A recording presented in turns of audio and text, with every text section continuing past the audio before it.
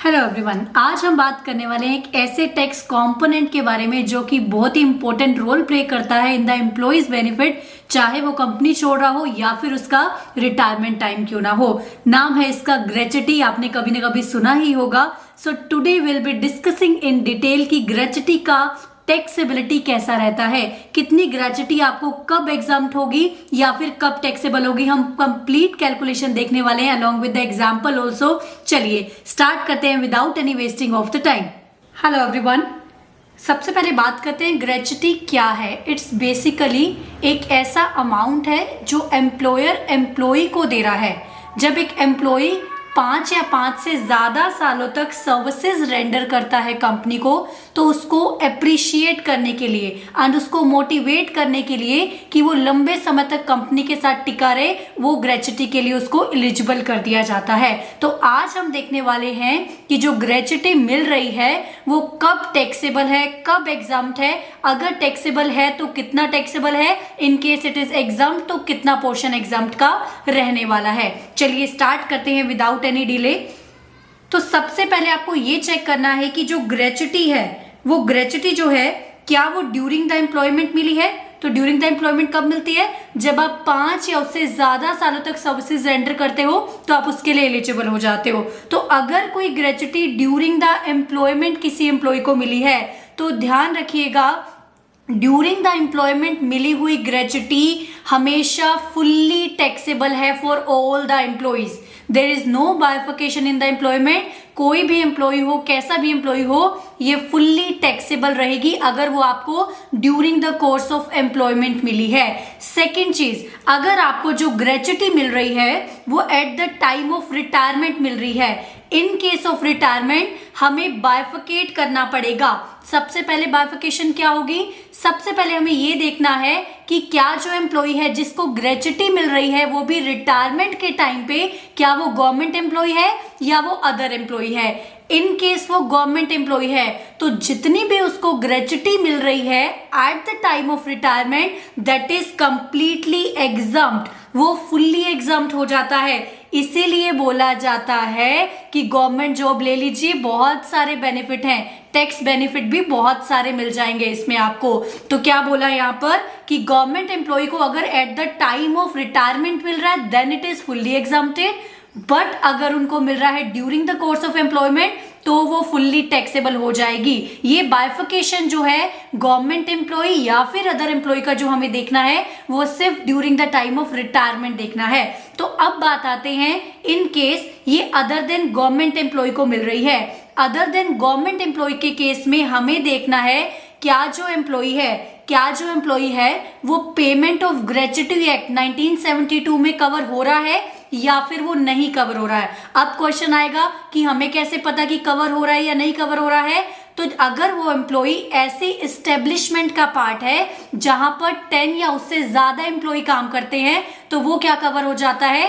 Payment of gratuity act में cover हो जाएगा। इन केस वो उस एम्प्लॉयमेंट में, उस एस्टेब्लिशमेंट में काम नहीं कर रहा है तो पेमेंट ऑफ ग्रेच्युटी एक्ट में वो कवर नहीं होगा। तो अगर हमें ऐसे एम्प्लॉय के रिगार्डिंग देखना है जो कि पेमेंट ऑफ ग्रेच्युटी एक्ट में कवर है तो क्या कैलकुलेशन होगा? ध्यान रखिएगा, सबसे पहले मेरी बात सुनिए। चाहे वो पेमेंट ऑफ ग्रेच्युटी एक्ट में कवर है, भले ही वो पेमेंट ऑफ ग्रेच्युटी एक्ट में कवर नहीं है, दोनों के लिए एग्जम्पशन अवेलेबल है, बट एग्जम्पशन कैलकुलेट करने का तरीका अलग है। एग्जम्पशन यस दोनों के लिए अवेलेबल है, बट जो कैलकुलेशन है दैट इज कंप्लीटली डिफरेंट। चलिए देखते हैं वन बाय वन करके। अगर वो कवर है तो एग्जम्पशन कितनी होगी? हम 3 लिमिट्स पढ़ने वाले हैं। आउट ऑफ दोज 3 लिमिट्स जो भी तीनों में से लोअर होगा उतनी एग्जम्पशन मिल जाएगी। तो सबसे पहले देखते हैं क्या बोला गया है। अगर वो पेमेंट ऑफ ग्रेच्युटी एक्ट में कवर्ड है तो सबसे पहले आपको क्या देखना है? सैलरी पर मंथ निकालनी है। जहां जहां स्टार मार्क है वहां वहां कैलकुलेशन कैसी होगी अभी हम देखेंगे। सबसे पहले हमें सैलरी पर मंथ निकालनी है। सैलरी पर मंथ निकाल के उसको मल्टीप्लाई करना है 15/26 से, 15/26 से इंटू सैलरी पर मंथ। फिर आपने देखना है कितने नंबर ऑफ ईयर्स, कितने नंबर ऑफ कंप्लीटेड ईयर्स उन्होंने सर्विसेज रेंडर की है। हमें यहां पर क्या देखना है? कितने नंबर ऑफ ईयर्स उन्होंने सर्विसेज रेंडर की है। तो सिंपल सी बात हमने क्या देखा, हम बेसिकली कैलकुलेट क्या करना चाह रहे हैं, जितने ईयर्स उन्होंने सर्विसेज रेंडर की है उसका सैलरी कितना बनता है। वेरी कॉमन टर्म, सैलरी कितना बनता है, बट वो कैसे कैलकुलेट करना है, पूरा सैलरी नहीं कैलकुलेट करना है, सिर्फ 15/26 सैलरी कैलकुलेट करना है। पूरे मंथ का सैलरी नहीं है, 15/26 हमें सैलरी उसमें कैलकुलेट करना है। तो 15/26 इंटू सैलरी पर मंथ, वो कैसे निकलेगा अभी हम देखेंगे, into number of the years of completion of services, जितने साल आपने सर्विसेज कंप्लीट कर दी है ये उसकी बात कर रहा है। यहां पर कुछ हाईलाइट किया हुआ है तो आपको यहां पर ध्यान रखना है, आप अगर ग्रेच्युटी एक्ट में कवर हैं तो कंप्लीशन ऑफ द सर्विसेज का आपने ईयर कैसे लेना है। फॉर एग्जांपल, अगर आपने 26 साल 8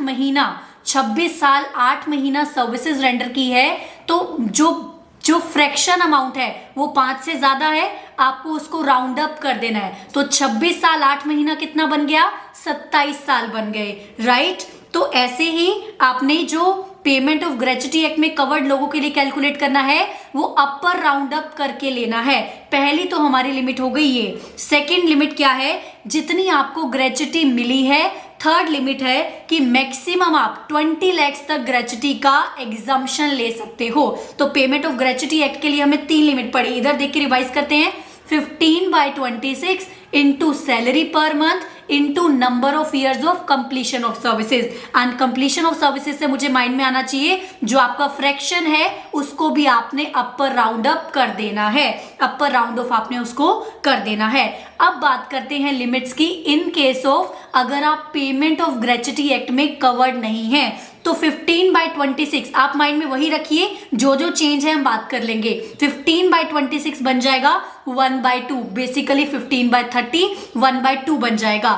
सैलरी पर मंथ यहां पर बन जाएगा average salary per month. Salary per month क्या बन जाएगा, एवरेज सैलरी पर मंथ। जो number of years of completion of service था वो यहां पर number of completion of services तो रहेगा, number of completion of services तो रहेगा, but without rounding off. But without rounding off means अगर आपने 26 साल 11 महीने की सर्विसेज भी दी हैं तो वहां पर वो सिर्फ 26 साल रह जाएगा। आपने सिर्फ पहले वाला प्रपोर्शन उठाना है, फ्रैक्शंस को कंसीडर ही नहीं करना है। Second and third limits are same in both the cases.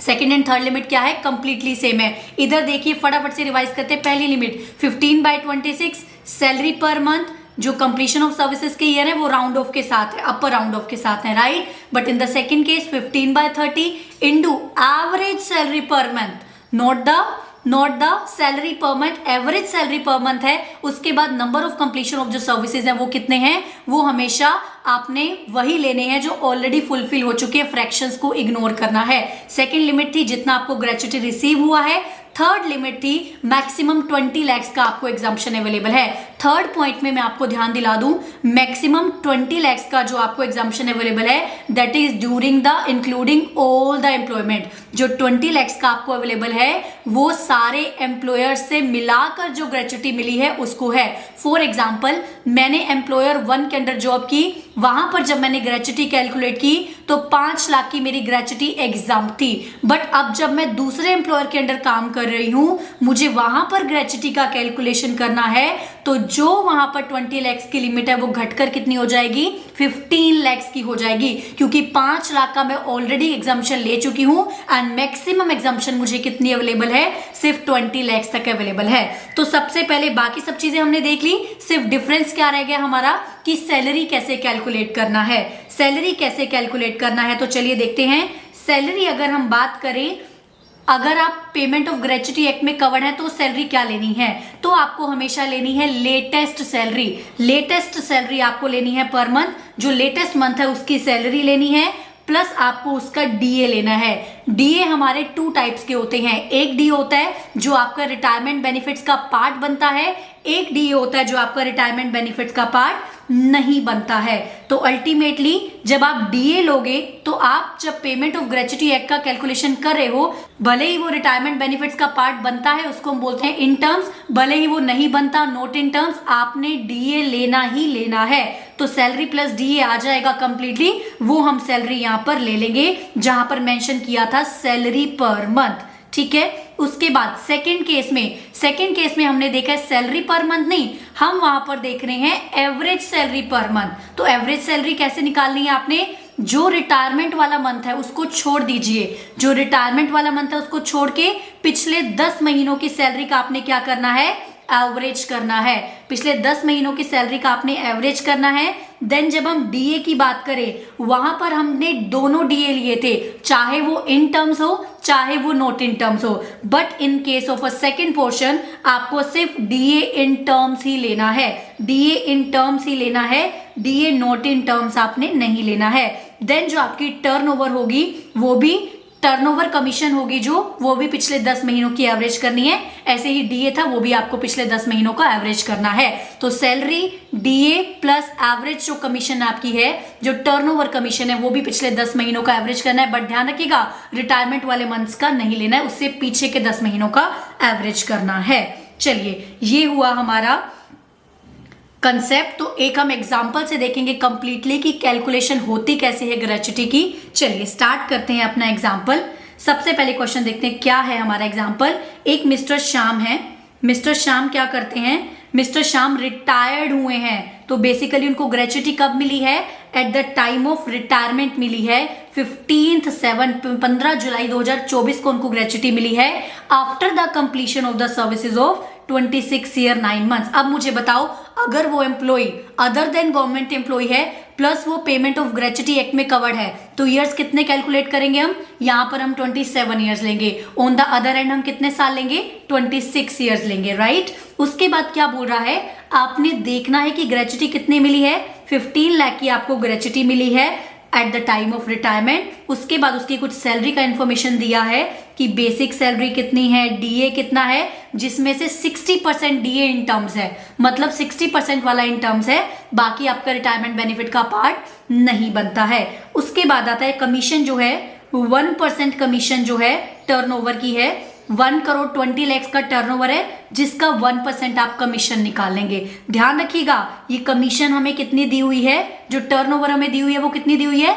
12 months की दी हुई है, बट हमने जो कमीशन लेना है वो एवरेज कितने मंथ्स का लेना है, ओनली 10 मंथ्स का लेना है। This is the major point जहां पर लोग कंफ्यूज हो जाते हैं, गलती कर देते हैं। चलिए उसके बाद आता है बोनस 25,000 पर एनम दिया हुआ है। वो आपको बोल रहा है कि जो एम्प्लॉय है वो ये मानो कि वो जो एम्प्लॉय है वो प्राइवेट एम्प्लॉय है, कह रहा है कि प्राइवेट एम्प्लॉय मानकर एंड वो पेमेंट ऑफ ग्रेच्युटी एक्ट में कवर्ड है ये मानकर उसकी कैलकुलेशन कीजिए। तो सबसे पहले तो देखेंगे प्रेजेंट करने का तरीका क्या होता है। सबसे पहले हम देखते हैं हमें कितनी ग्रेच्युटी मिली है, उसमें से एग्जम्पशन हटा देंगे तो बचा हुआ अमाउंट क्या हो जाएगा, टैक्सेबल ग्रेच्युटी हो जाएगा, ठीक है। तो ग्रेच्युटी हमें मिली कितनी है, 15 लाख ग्रेच्युटी मिली है। एग्जम्पशन की 3 लिमिट है। सबसे पहली लिमिट 15/26 इंटू 27 ईयर्स, इतना तो आपको क्लियर है, 15/26 इंटू 27 ईयर्स, क्योंकि अगर आप पेमेंट ऑफ ग्रेच्युटी एक्ट में कवर्ड है तो वहां पर हमें अपर राउंड अप करना पड़ेगा, राइट।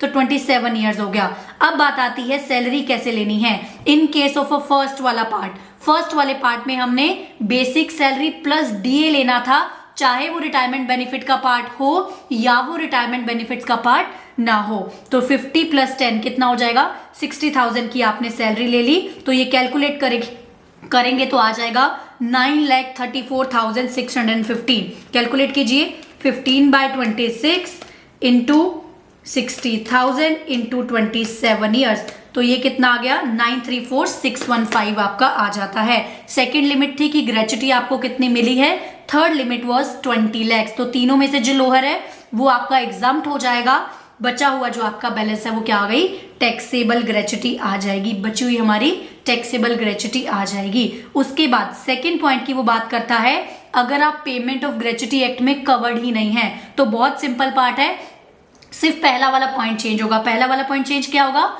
15/26 की जगह हमने क्या लेना है, हमने लेना है 1/2, हमने लेना है 1/2 एंड देन ईयर्स कितने लेने हैं 26, क्योंकि हमें वहां पे राउंड ऑफ नहीं करना है। अब बात आती है जो हमें सैलरी लेनी थी वो एवरेज सैलरी लेनी है प्लस पिछले 10 महीने का एवरेज लेना है, राइट। तो पिछले 10 महीने का एवरेज लेना है। सबसे पहले आप 10-10 महीने की अमाउंट कैलकुलेट कर लीजिए, फिर डिवाइड बाय 10 कर लीजिए, it would be easy to calculate. तो हमारी बेसिक सैलरी कितनी थी 50,000 per month, 50,000 per month into 10, 10 महीने की सैलरी होगी। ऐसे ही डीए कंसिडर करते हुए ध्यान रखना है, सिर्फ डीए इन टर्म्स लेना है, 10,000 का 60% लेना है इंटू 10 मंथ्स। उसके बाद हम डिवाइड 10 करेंगे ऑल टुगेदर, तो हमारा वो एवरेज आ जाएगा, ठीक है। तो डीए जो हमारा है 10,000 इंटू 60% इंटू 10 मंथ्स का लिया। ऐसे ही टर्नओवर का ध्यान रखना है, जो 1% टर्नओवर था 1,20,00,000 का कमीशन, वो पूरे साल का है, हमें सिर्फ 10 महीने का लेना है। तो आपने क्या करना है 1,20,00,000 इंटू 1%, ये तो पूरे साल का टर्नओवर कमीशन आ गया, इंटू 10/12 करना है। 10 महीने का लिया तो कितना हो गया, 10 महीने का आपने लेना है, ठीक है।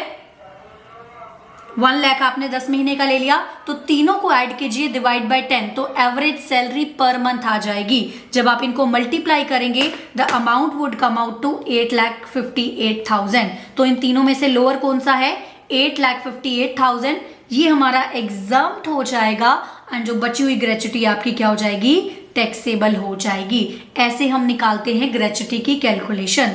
थर्ड पॉइंट उसने बोला है, जब आप गवर्नमेंट एम्प्लॉय हो, गवर्नमेंट एम्प्लॉय के केस में it's very easy, you don't need to do anything, आपको बेनिफिट ही बेनिफिट है। पूरी की पूरी ग्रेच्युटी जितनी आपको मिल रही है सेक्शन 10(10) में एग्जाम्प्ट हो जाएगी। आई होप आपको ग्रेच्युटी का कैलकुलेशन समझ में आया होगा। अगर आपको समझ आया है ग्रेच्युटी का calculation, so please mention your comment in the below section. Till then bye bye, take care everybody.